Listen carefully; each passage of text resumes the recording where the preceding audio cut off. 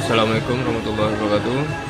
Di sini saya akan menganalisis regresi linear berganda sekaligus uji asumsi klasik dengan berbasis SIP-CS.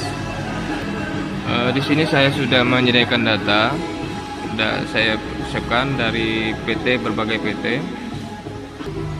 Langkah selanjutnya saya membuka SIP-CS di bagian variable view. Di bagian nama saya isi RWA X1, saya copy, kemudian saya paste di bagian name pertama. Di bagian name saya isi X1, X2 dan juga X3, dan kemudian Y.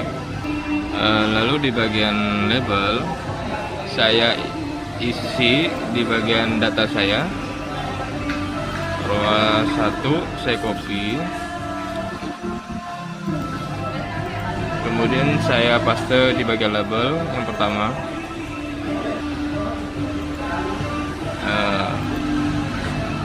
Seterusnya sih sampai RW X2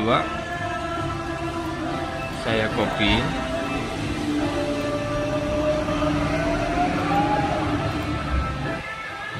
dan saya paste. Langkah selanjutnya di bagian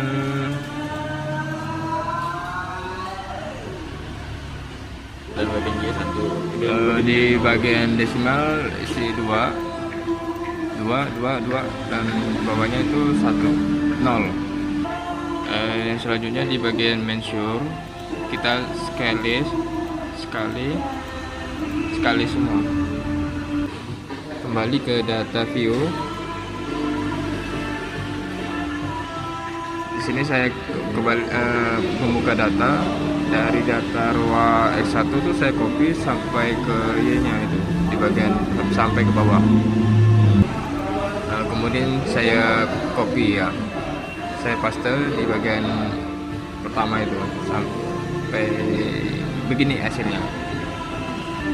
Selanjutnya masuk di bagian analyze, di regression,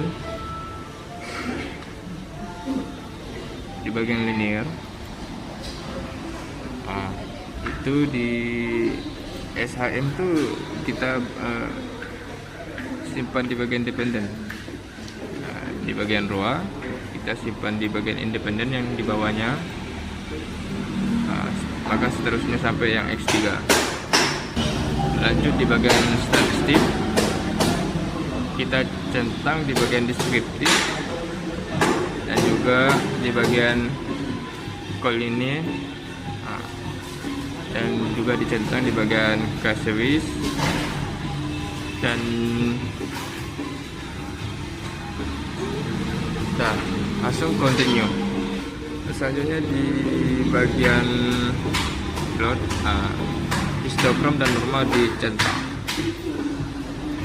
dan spreadsheet kita salin ke Y, dan juga zip rate-nya kita salin ke X. Langsung tekan continue. Di bagian option langsung continue ya. Langsung oke. Baiklah, di sini kita sudah melihat hasil yang sudah jadi. Dan pertama saya akan menjelaskan pada bagian koefisien di sini. Di sini ada model konstan, bagian B negatif 6547,438 standar error.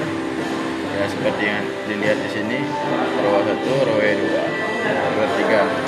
Nah, dari pengambilan keputusan uji multikulturalitas tolerance dan PIV ini tidak terjadi gejala multikulturalitas jika toleransi lebih besar dari 0,100 dan nilai FIP nilainya lebih kecil dari 10,00.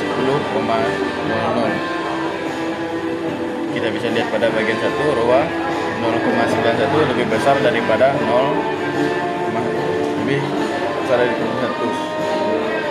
dan bagian kedua 3 juga. Jadi kita bisa dapat ambil kesimpulan tidak ada gejalanya multipolneuritas. Dan selanjutnya pada bagian heterosikolitas, dasar pengambilan keputusan uji heterogesitas Kaplan ini tidak terjadi heterokolitas jika tidak ada pola yang jelas. Titik-titik menyebar di atas dan di bawah angka 0 pada sumbu Y. Nah, bisa dilihat di sini tidak ada titik-titik yang jelas sehingga tidak adanya gejala heterogesitas.